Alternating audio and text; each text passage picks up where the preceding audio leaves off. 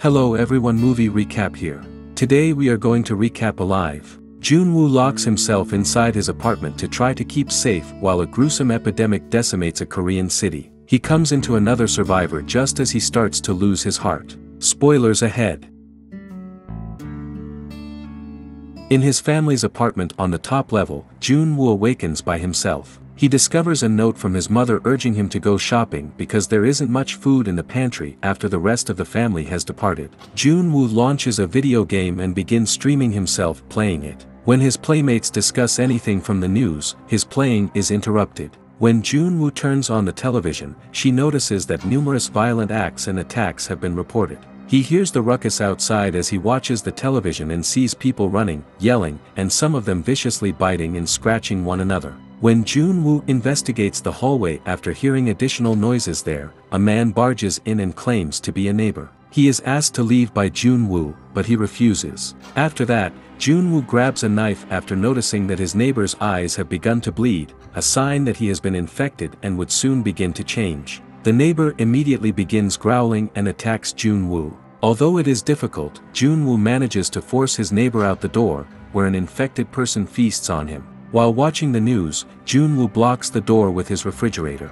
He learns via his mother's communications that they are all hiding, too, but he is unable to get in touch with them because the signal has been lost. He plans to hold out by rationing the food he has left. The following day, he learns through the news that it is best to stay away from the infected because they have cannibalistic tendencies. In the hopes that someone will notice it, Jun-woo then makes the decision to post a photo of himself along with his whereabouts to social media. In an effort to gain a signal, he mounts his smartphone on a small drone and attempts to fly it up. His drone's battery is low, therefore this plan is unsuccessful. A police officer is sprinting through the streets fending off the infected when Jun-woo spots him, but he is quickly overcome.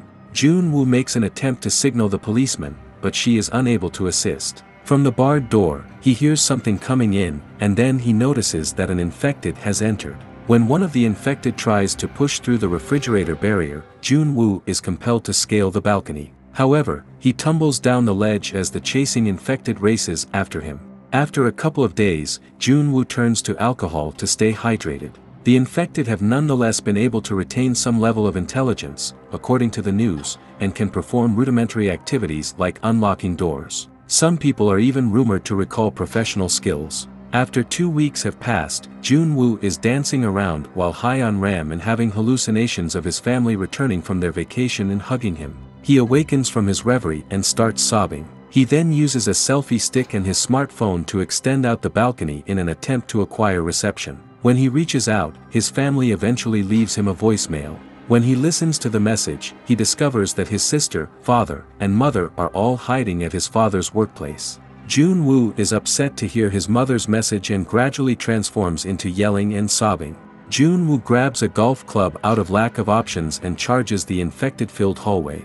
He shouts and curses at them as he tries to beat and pummel as many of them as he can. As additional infected are drawn in by the commotion, Jun-woo swiftly becomes overpowered. He suddenly recovers his composure and decides that he must return. He is able to hide and sneak his way back into his flat by sneaking along the corridor past a few infected folks. The power and water are cut off on day 20 and he witnesses explosions in the city. Jun-woo makes the decision to commit suicide after being left without any food, water, or family. He hangs himself in the living room using a wire noose he has made. As he struggles to breathe, he notices that an apartment in the building next to his is blasting a laser light at him. In a hurry, he tries to free himself from the noose, but ultimately fails and drops to the ground. A woman is observing him through binoculars when he rushes to the window. She responds to his wave by doing the same. Yubin looks through her binoculars at a man who recently made an attempt on his own life. She is getting ready to set off an improvised trap she made in case the infected try to enter her home when she hears a disturbance coming from outside her hallway. She nods off as the loudness decreases. The following morning, Jun-woo is searching for Yubin when she awakens. When an infected enters Yubin's flat, they are cut off from exchanging names by using their mobile devices. She promptly kills the infected with an axe after it falls victim to her trap. Yubin tries to toss a rope across Jun-woo's apartment the following day after noticing that she is hungry. In the midst of a mob of infected, it drops to the ground in the street. When Jun-woo notices this, he grabs his drone and uses a physical link to fly the rope to Yubin's residence. Then Yubin thanks Junwoo and sends her some food. As he has his meal, he notices the rope Yubin had earlier tossed and the infected fireman using it to ascend. The rope shoots across the room as the fireman pulls the table it is fastened to, hitting Yubin and rendering her unconscious. Junwoo works feverishly to launch his drone and yank the fireman off the line. Although he makes every effort to divert the ascending infected man, the drone is destroyed just before the fireman reaches Yubin's balcony. She arrives and uses an axe to amputate the fireman's hand. Junwoo visits his neighbor later that evening in search of supplies and meals. As his neighbor is an avid hiker, he manages to get to the apartment next door and discovers supplies like climbing and camping equipment. When he is about to pick up the food, his neighbor attacks and a struggle follows. Junwoo retaliates and successfully escapes the apartment. More food, water, and supplies are given to him, along with a set of walkie-talkies. Through the rope link, he sends one to Yubin, and the two begin speaking with each other using them. During their meal together, Yubin notices that they both enjoy the same foods. Junwoo thanks Yubin for saving his life, but Yubin declines to accept credit, claiming that he saved his own life by choosing to live. Several days later, the horde of infected on the streets began to run into their structures. In pursuit of any survivors they may come across, the infected frantically roam the hallways. Yubin decides they should go to Junwoo's building's 8th floor because it is the quietest floor to be on. On the streets, Yubin discovers a gun. When Junwoo shows up, they move to the 9th floor after she repels the infected and is nearly surrounded. They run across some infected on the 8th floor and are surrounded at the end of the corridor. They are saved from the infected by a door that opens and a guy who emerges. They go into the man's residence and eat together. He tells them that they will be rescued shortly since he overheard a radio conversation about rescue squads. Yubin notices a picture of a couple and their child as they are eating. In addition, she notices milk bottles but no indications of a child. She inquires about the man's child, but he replies that he doesn't have one.